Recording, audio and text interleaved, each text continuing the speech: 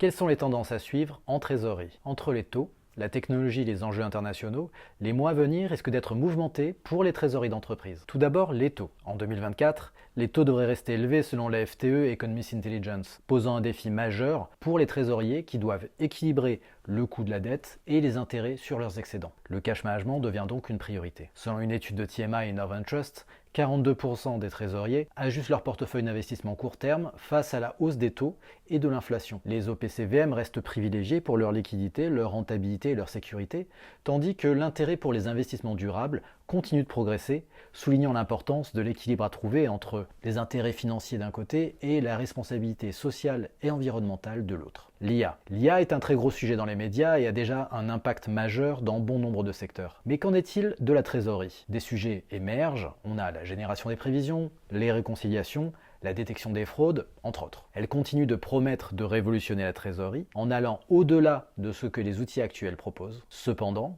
cette technologie attend encore de prouver concrètement sa valeur ajoutée. Il faut rester malgré tout attentif aux développements futurs qui promettent d'être vraiment très intéressants. Les API.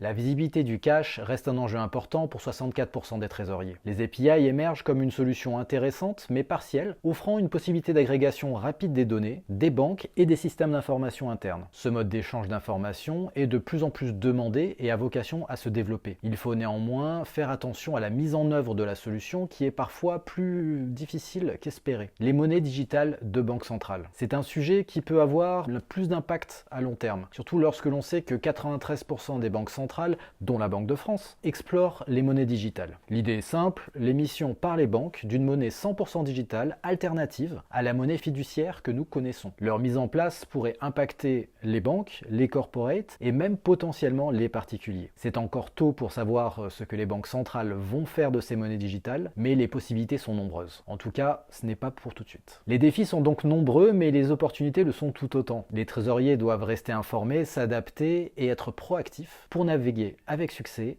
dans cette année 2024.